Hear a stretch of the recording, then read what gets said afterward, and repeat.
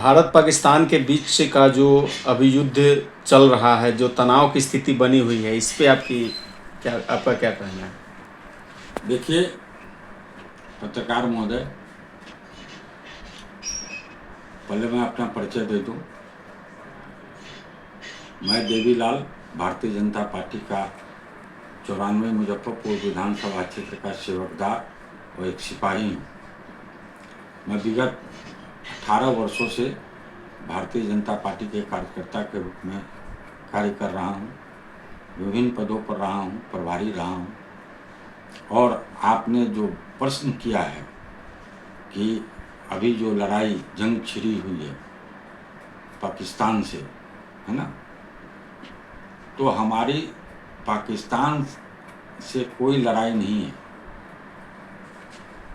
ये पाकिस्तान जो है, पाक साफ जो बोलता है, जो पाक साफ का मतलब होता है पाकिस्तान, ये नापाक पाकिस्तान है। ये बोलेगा कुछ, करेगा कुछ, है ना। ये मतलबी और मजहबी नापाक पाकिस्तान है। कथनी करनी में अंतर है, बहुत अंतर है। जो थाली में खाएगा उसी में छेद करेगा। रक्षा मंत्री जी का, हमारे यशस्वी प्रधानमंत्री मोदी जी, गृह मंत्री अमित शाह जी का, है ना, फिल्म अभी बाकी है। हमारा जवान इतना सशक्त है, उसमें शौर्य और पराक्रम इतना भरा हुआ है कि वो बैठे बैठे पाकिस्तान को नेस्तनाबूद कर सकता है। लेकिन आम आवाम, हम नहीं चाहते हैं कि आम आवाम, है ना, इसमें खत्म हो। ये आतंकवादी, चंद आतंकवादी जो इसका पाकिस्तान पैदा करता है आतंकवादी, उसको हमको नेस्तनाबूद करना है। ये देश के लिए कोड है, ये विश्व के लिए कोड है। आप देख रहे हैं हमारे ये आतंकवादी नापाक पाकिस्तान के आतंकवादी पहलगाम में हमारी माँ बहनों को कैसे सिंदूर छीन लिया। ये तो बताए कि ये टेलर है, अभी फिल्म बाकी है। जो आतंकवाद का मुखिया है, सरगना है, डॉन है, मुनीर, है ना, उस मुनीर को हमारा भारत का जवान और देश के यशस्वी प्रधानमंत्री, गृह मंत्री और रक्षा मंत्री, उनकी जो आवाज और आगाज है, उस मुनीर आतंकवादी को खत्म करना है। तभी हम अमन चैन से बैठेंगे, हमारा जवान बैठेगा। इस बार 9 या 6 की लड़ाई होगी, है ना।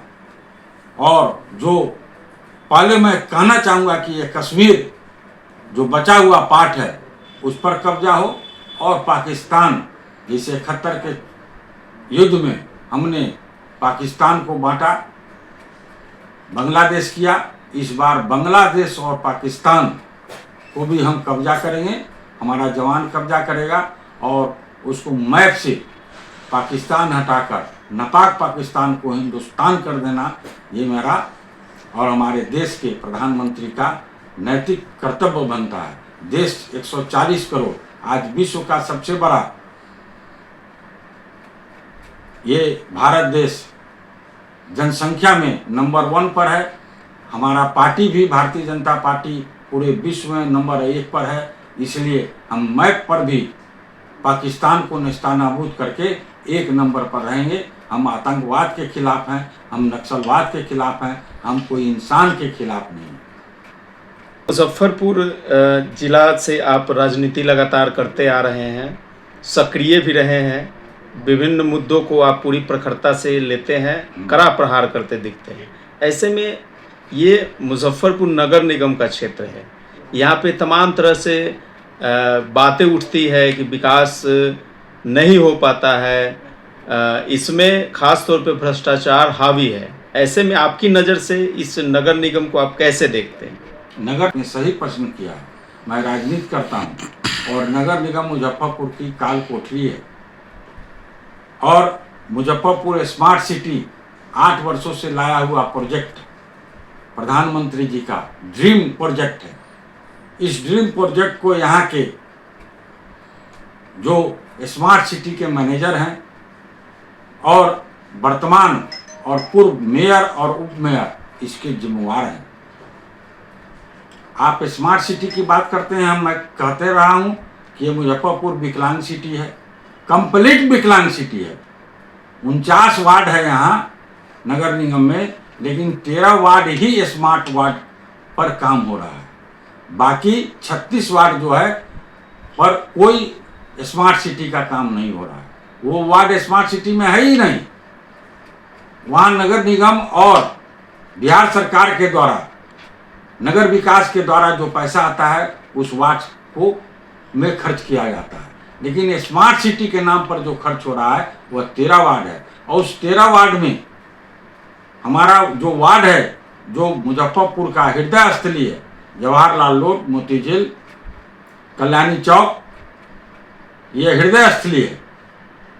ये हृदय स्थली में आप देखिए न नल जल का यहाँ पर कोई योजना चल रहा है, न अंडरग्राउंड बिजली है, न रोड है।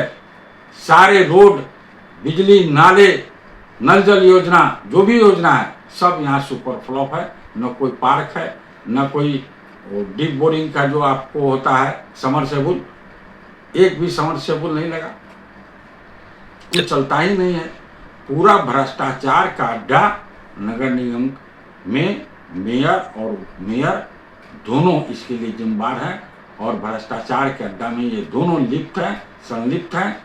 हाँ, अगर संलिप्त नहीं रहते तो यही मेयर कहने वाली है कि जब मैं जीत के आऊँगी तो मुजफ्फरपुर चकाचक होगा, ग्रीन सिटी होगा।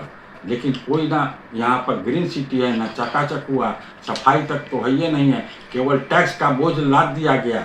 आप पटना से ज़्यादा मुजफ्फरपुर में आवासीय टैक्स ले रहे हैं, बिजनेस टैक्स ले रहे हैं, लेकिन आप दे क्या रहे हैं जनता को? सुविधा कुछ नहीं, नगण्य, और जनता पर भार बन गए हैं, है ना। तो सारा टैक्स आप पटना से ज़्यादा ले रहे हैं, 5 गुना।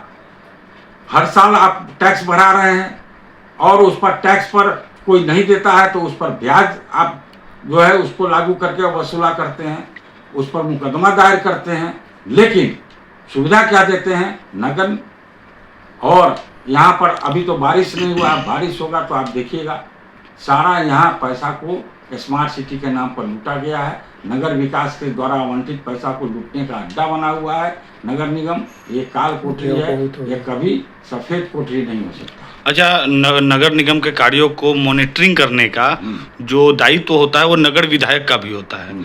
ऐसे में नगर विधायक की क्या सक्रियता है? नगर विधायक तो यहाँ नगण्य है। इसके पहले भी पूर्व मंत्री भी थे, वो नगण्य थे, इसलिए चुनाव हार गए। उनकी मॉनिटरिंग नहीं होती थी, नगर निगम पर उनका कोई पकड़ नहीं था। वो आज तक नगर निगम में मेयर और मेयर अपना नहीं बना सके, जिसके कारण वो हार गए।